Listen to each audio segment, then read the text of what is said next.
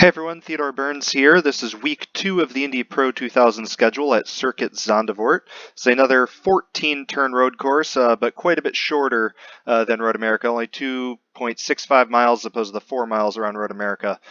This week, conditions pretty much the same as I tested last week. I built the setup in the 78-degree air, 79-degree track, 50% usage. For the hot lap here, I went down to 25% usage. Minimal wind. This is morning time frame. This is 26C for those of you using not Freedom units.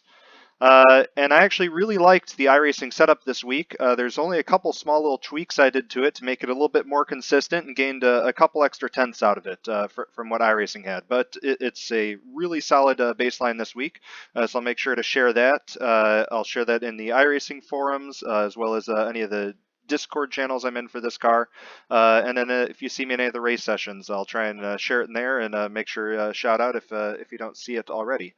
So without further ado, this week I did a 129.414 around here. You can take a look at my overall fastest, and optimal. So only about 300ths off. So not a whole lot of mistakes on this lap. It seems pretty good, and I think this is about where the top pace will be of the top couple guys, given the similar conditions. So without further ado, here is the lap.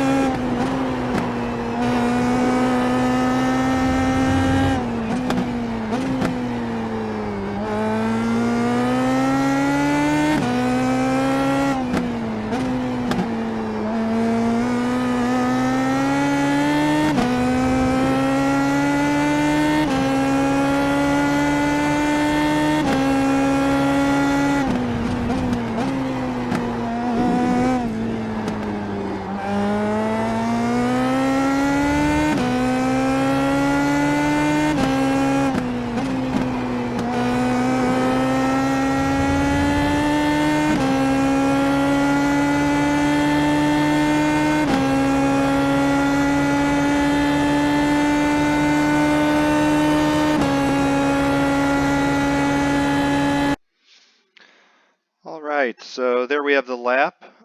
Going through now in some detail. Start off turn 1. So my braking marker for turn 1 is pretty much halfway in between the 100 and the 50 board. So maybe what you call 75, maybe a little bit sooner than that, like maybe at about the 80, unless you can really push the brakes. There's a bit of grip if you can roll like a car width off of the apex, but to save lap distance and to get the best run out, I want to try and get all the way down onto the apex curbing in there, so I want to make sure not to push this too deep. But if you do get in a battle or something, you easily could push it down to the 70, maybe even the 65. Just know that you're missing the apex, but probably not going off track. So with that, here we go. About the 75, nice full brake, all on a straight line. As I start to ease off the brakes, I start to turn into the corner and get down all the way off. And so kind of a recurring theme around this track is going to be patience, especially. So this is one of the few corners where you can start to get back in throttle because you get a lot of rotation with the brake there. You have a little bit of camber in the track here, which will help you rotate it, come around. But just want to kind of get that seed set that patience is going to be extremely important around this track. Once I get about halfway through the corner, I'm going to start easing into the throttle. I can carry quite a bit here. I don't want to get straight to full and spin the rear tires, but I can ease into full when I can see out and start unwinding the hands. But you can carry quite a bit of I wouldn't quite call it maintenance throttle, but throttle to start accelerating you out of the corner there, because the track does kind of open up a little bit on exit out of turn 1. So pretty standard 180-degree corner. It's a little bit larger of a radius, so that just means we just want to be a little bit smoother and try and take as late of a turn in as possible. So with that, we'll watch it one more time with the chase cam so we can see car placement.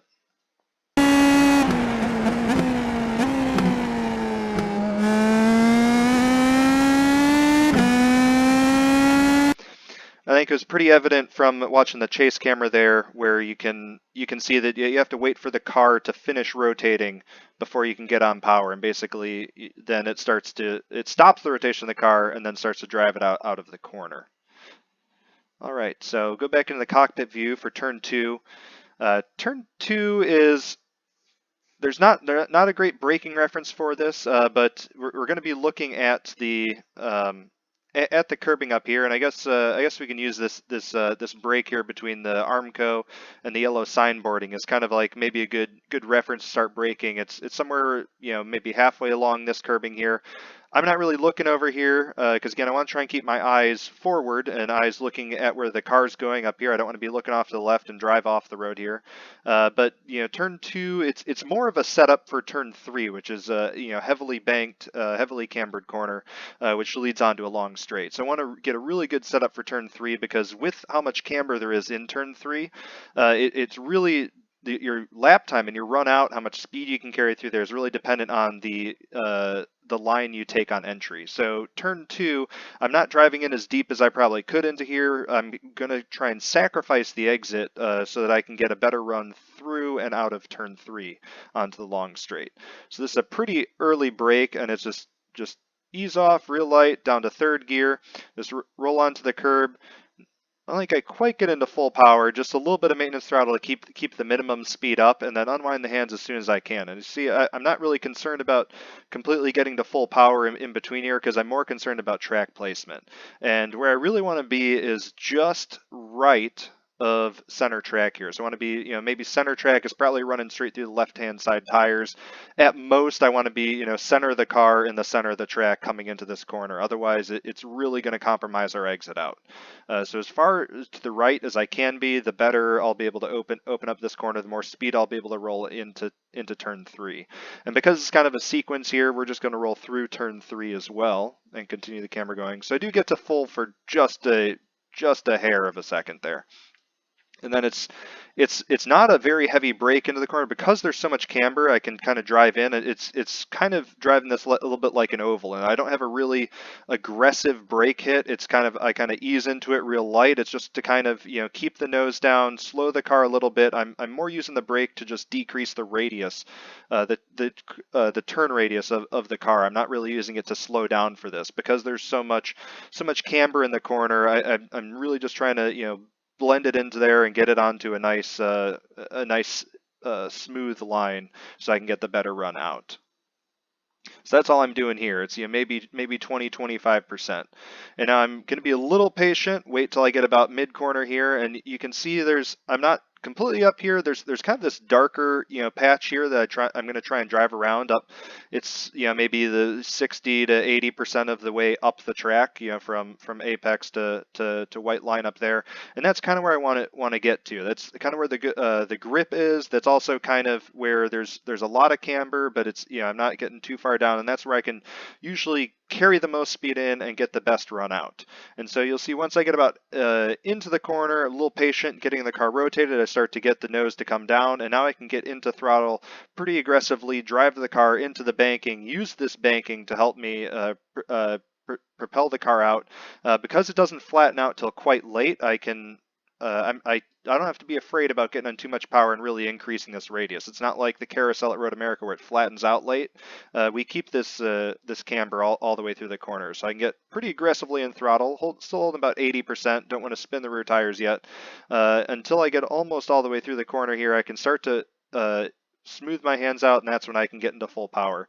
Now I can come over this curb if I need. The car doesn't really bottom out, doesn't really hurt my run, but it does kind of give it a little wiggle to it. So I try not to use this, but it's there if you need it. So I try and keep maybe just the right side tires onto it. I don't usually like to go onto as much as I did on this lap, but this didn't really hurt me going up the hill. It cost maybe a couple hundredths up the hill, so it's pretty insignificant. So let's go back and watch that sequence of corners one more time from the chase cameras and get a good placement of good idea of kind of the car placement through there and how much track we can use. So there's chase cam.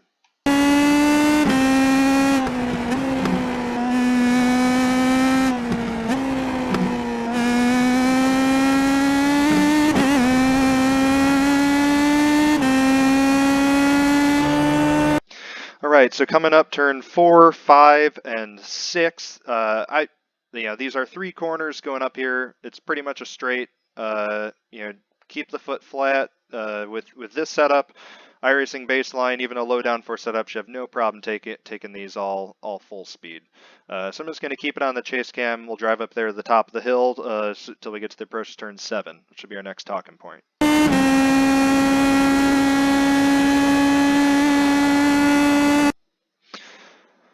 All right, and here we are up at the top of the hill. This is exit of turn 6, about to start turn 7. So coming up here as I crest over this hill, I want to be on the far left-hand side of the track. There's this curbing here, and then there's an access road that comes out. Even have a brake marker up there, basically signifying the crest of the hill, because it's turn 7 is downhill and very fast to the right. So I'm using as a brake marker up here, I actually kind of dip my tires over into this grass a little bit as I'm using this access road right here. Because this access road is just I think we're about at the crest right now, and this access road just starts the downturn here. And so I want to try and stay ahead of the track here into turn 7. So that means I want to brake and I want to turn the car in before the track falls away so that I can get the weight on the nose, start getting the car on the proper trajectory to get in down to my apex in turn 7 and not just have the front end get really light and wash out if I drive this in too deep. So I'm going to give a little stab of the brakes and turn in pretty aggressively into the corner right at this access road here. So you see right there, little stab of the brakes, immediately turn into the corner, and I'm just kind of managing the car coming in. So it's not, this is one of those rare instances where it's not, a smooth turn in all the way down to apex and keep the steering in there. I basically am pointing the car into the apex and then basically straight handing it, waiting for it to get to the apex and then turning, and that's purely because of the elevation here. It's because we're coming up over that crest. And I want to make sure they get the right side tires all the way down here onto this apex.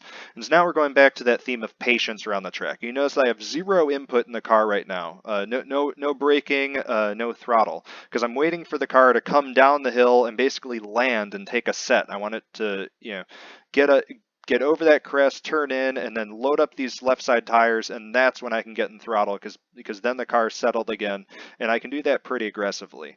You notice, once I get down, it's about 70-80%, and then right back into full, and I'm keeping the right side tires right onto this curbing, and if I can do this right, I've scrubbed just enough speed that that I have no problems running out of track here. If I get in throttle a little bit early, I turn it a little bit late, and don't anticipate the elevation drop, then I'm going to end up out here on the gravel, and that's not a very good time. So that's approach turns 6 and 7. We'll watch that one more time, real speed from the chase camera.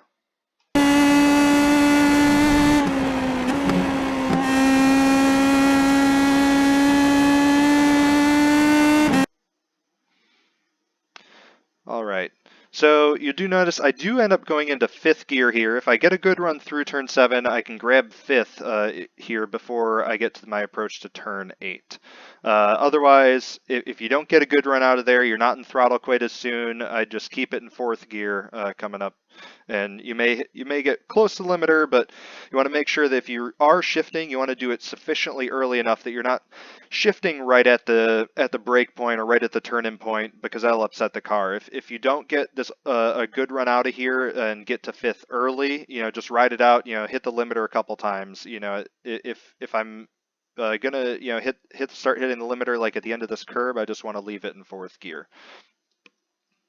So I am in fifth. I'm going to kind of bend it around. So the track, it's kind of weird here how the curbing, see it bends over back to the left. So I am going to follow this curbing and bend it back over to where I can increase my radius for the next corner. I want to be careful not to, try and, if I'm like mid-track, I don't want to drive over there because now I'm making it actually a tighter radius to get into turn 8 because I'm kind of like Ving it off, coming out here. But if I'm over here on the left side of the track, like I am here, I can kind of follow this and, basically just increase my radius by half a car width before turning into turn 8. Allows me to carry a little bit more speed. So that's what I'm going to do here, is kind of bend the car over. And basically, as soon as I get over here, that's going to kind of be my tell of, okay, this is when I need to hit the brakes. That's when I need to start turning into the corner. So this is going to be a pretty light brake. See, it's only about 25, maybe 30% there. And just down into fourth gear. I don't want to go down to third because it'll overslow the car a little bit. So I want to try and roll this in fourth gear. So again, if I go up to fifth, I can get that downshift, which will help induce a little bit of rotation. But if I don't do that, I'm going to be hitting the limiter, but I still want to try and keep it in fourth gear as I roll through the corner. So it's a very tricky because it is kind of dropping away from us here. So it is very difficult to get all the way down onto this apex. So I get down to the red and white curbing, which will be sufficient in this case. Ideally, I'd like to try and get the right side tires up to this big sausage curb and get them onto the red and white. That'll save me a little bit more, track on exit, allow me to carry a little bit more speed. But it's a really tricky approach, very high speed. You're not scrubbing all that much speed actually coming into turn 8.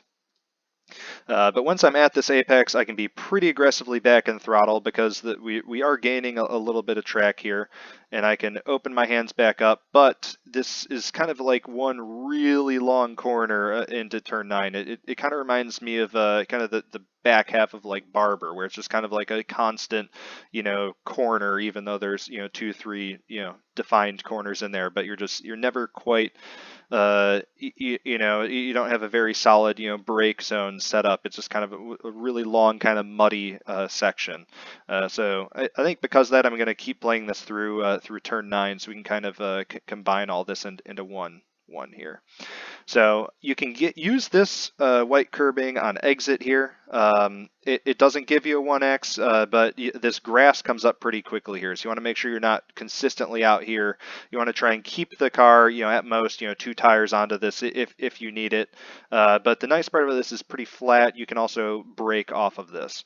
So now coming up as a brake marker for turn 9, there's not really a great marker here. I guess there is the 50 board here. There's this tower, but they're not.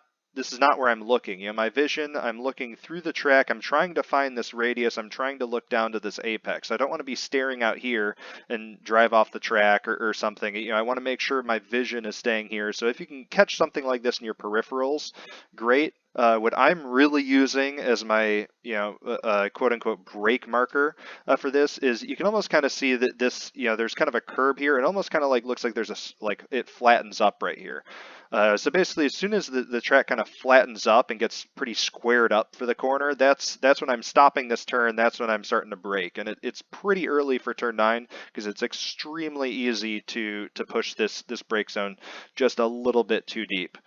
So even then, it's still a pretty light brake, and you can see I'm kind of doing something similar to turn 7. I'm trying to turn in pretty early, and that's because of all the speed I'm carrying in. I'm basically using the turning to scrub all my speed down. So I'm never braking all that heavy. Initially it was maybe a 40% hit, and then it was straight down to like 20% as I try and bend the car into there. But it's just due to the nature of the elevation of the track here that I need to start turning in pretty early in order to actually get it down to that apex. And because of this constant radius, I can't just drive it straight, brake, and then turn into the corner.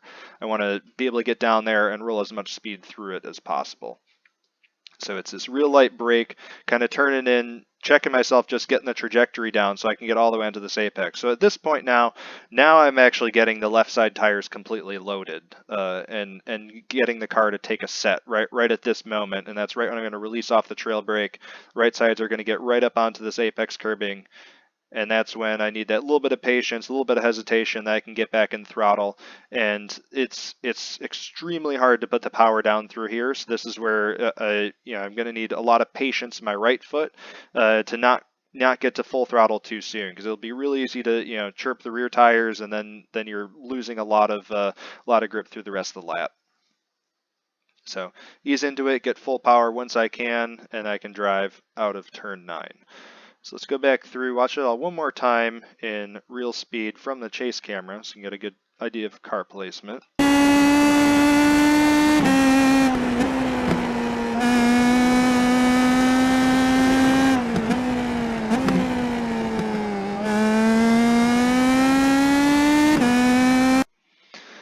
All right, so coming into turn 10, this is it's almost a 180-degree corner, but it kind of opens up on exit, but there's still a bit of elevation. It's a very slippery portion of track. So this is going to be another one of those, extreme patience moments. My brake marker for this, I'm kind of using this the brake in the wall here as a reference, but also kind of this porta potty. I can kind of catch this in my peripheral as I'm coming into the corner, and I'm kind of using this is my gap here. And so the important thing with turn 10 is I want to get it slowed down early so I get a good run out, because there's a little bit of a straight here, maybe a passing opportunity into turn 11 if you can really send it. But I'm more concerned about getting down and minimizing my distance traveled, so I don't want to be sliding out because there's not a whole lot of grip off of the apex in this corner. So I can push this all the way to this access road before braking and still stay on track, but this is going to be one of those kind of compromise and brake a little bit earlier.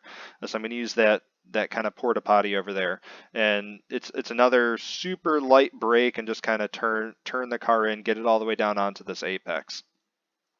So I can actually start to pick up the throttle pretty early and basically carry maintenance throttle through this once the right side tires get loaded, because this opens up to a straight and our radius kind of increases as we come out of the corner. That just enables me to get in throttle pretty early once I get down to this apex, because this is where the grip is, right? A car width off of this curbing.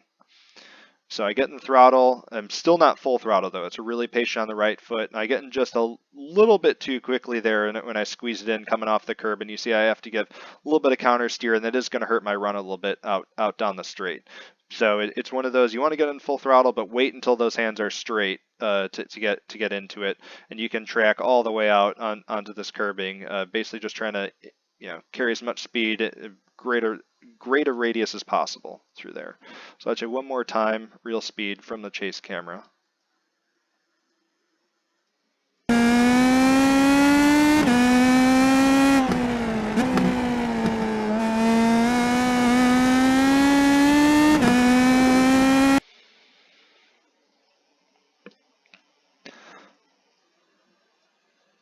All right, coming down turn 11 and 12 now. This will be another sequence here because it's a tight little, hairpin chicane.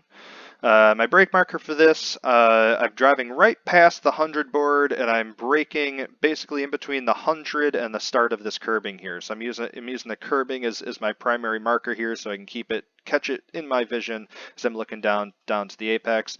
It's going to be a very heavy brake zone. Got up there about 70, 60, 50%. Bend it all the way down, second gear, and I want to get as much of this apex as possible. Nice part about this car is it's not getting super upset by hitting this big kind of sausage curb here. So I want to try and carry the center of the car right on the edge of the red and white and the sausage to open up my entry into the turn 12 hairpin here as much as possible. So I'm using the brakes. I'm using that trail brake as I turn in, and then just using the brakes here to modulate the amount of turning the car has right now. So I'm carrying just that slight amount of trail brake onto there.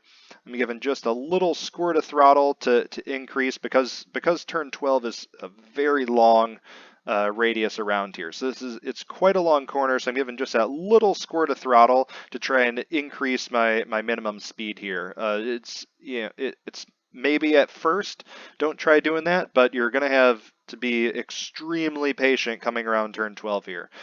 So I gave just that little squirt of throttle to up my speed, but now I'm right back onto the brakes, just that little bit of trail brake to keep the car settled in that kind of transition phase, because I come from right side being upset to now left side's, dipping way down in the track, and so I'm just trying to keep the platform of the car, steady there, trying to increase speed as much as possible.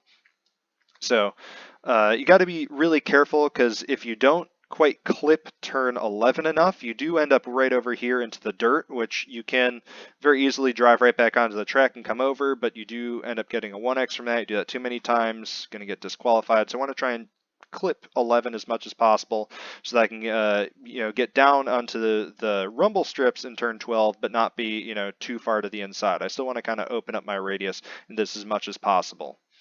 So once I get down here onto the rumble strips, you'll notice that I'm not giving any inputs into the car for quite some time. And this is I think the most important time of this entire lap to be patient is through turn 12 here. I'm just going to be riding along this apex for what seems like forever with almost no inputs. If I give any bit of throttle input in there, it's just going to upset, it's going to kick the rear end out. Or it's going to increase my radius here, and I'm going to end up like pretty much over here in front of this barrier and having to slow back down before I can accelerate down the straight. So this is to get a good run from 12 to 13. I cannot get in throttle at all here, otherwise I'm going to run out of track on exit. So you notice I just tip in just ever so slightly, about 50%, once the car is almost entirely through the corner. You see, I'm almost, completely past all the gravel here before I start to tip into the throttle. About 50% almost, 60, 75, straighten the hands up, and now we're coming kind of out of this bowl and the track is flattening out. So the rear suspension's not quite settled. It's going to be hard to get the power down. So you see, I get it down pretty early here, but I have to straighten the hands up, and you see I'm nowhere close to being done with this turn yet. I'm basically straighten my hands up to try and settle the rear end so I can start driving out of the corner, and then I'm going to have to finish turning up here on the exit on the rumble strip out here.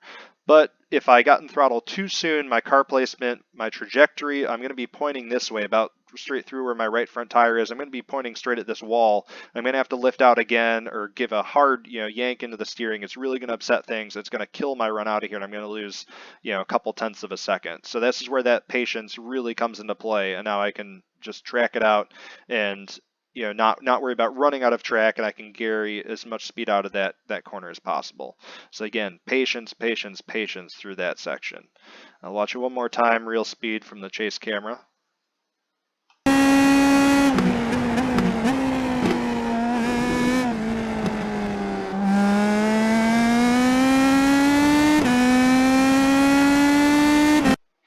Can really get a sense of, especially watching that, really get a sense of how long that hesitation has to be. All right, turn 13, 14, last section on this track. Turn 13 is pretty aggressive, and then turn 14, huge banking, easy flat. So we want to make sure we carry as much speed, get a good run out of 13, because it's going to carry us through 14 on the straight and probably into our best overtaking opportunity into turn 1. So 13 is a very critical corner to get right. And the theme again of this track is patience coming through here. So not a great brake marker for this corner. I'm basically going to try and use the 50 board to this rumble strip up here and kind of cut that distance in half again. Half the distance between those two, and that's going to kind of be my brake marker. So I'm going to be catching the 50 in my peripheral, staring up here, and judging kind of that distance before I hit my brakes. It's going to be a lighter hit, so it's only about 45, 50% there, and bail out of it quite quickly. So I'm out almost entirely by the time I'm turned into the corner. And I want to get the right side tires all the way down onto this apex, but I don't want to get in the throttle too soon. So I need this little bit of brake to turn into the corner, because you can kind of see the elevations dropping off here. So again, this is kind of like earlier as I crest over the hill at turn 6. I want to get the car slowed and turned in before the track drops away, so I can actually get down to this apex. So that's kind of what I'm doing here. But because I have to brake and basically turn early, I cannot be too greedy and get in throttle early. I have to be patient and wait for the car to get all the way down to this apex so that when I do get in throttle, I don't drive off on exit.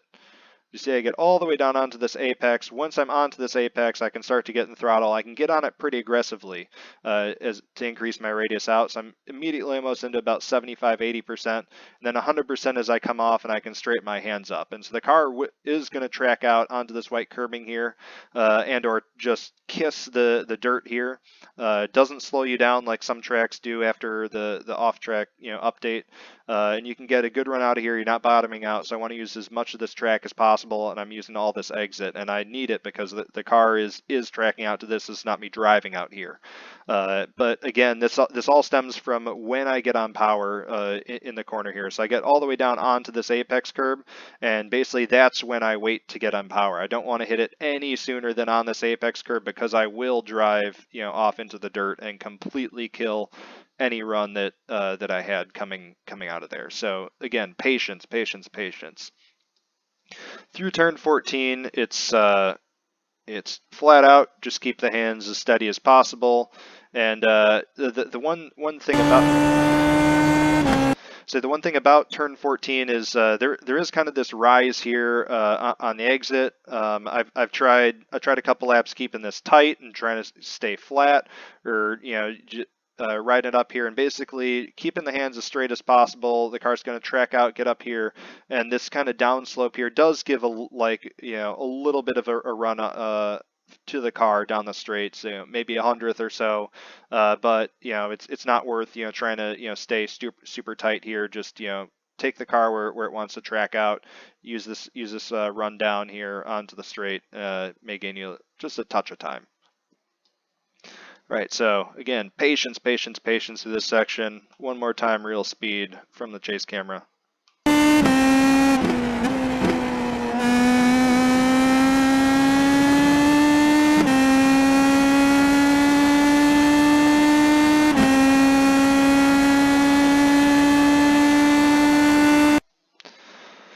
All right, and there we have a 129.414 lap around Zandvoort. Video is a little bit longer than I wanted, but I hope that was informative for you all, and hopefully we get as many people out this week as we did last week at Road America. I know we don't race here quite as often, but I think it's a pretty fun track. Suits this car well. It's going to be pretty different racing compared to last week. So again, posting my setup in any race session I'm in, as well as in the Discord and official iRacing forums. Also check for my replay files there. Thanks for watching. Let me know if you guys have any feedback, how you like the setup, how you like these videos, and I'll see you guys out there on track. Good luck this week.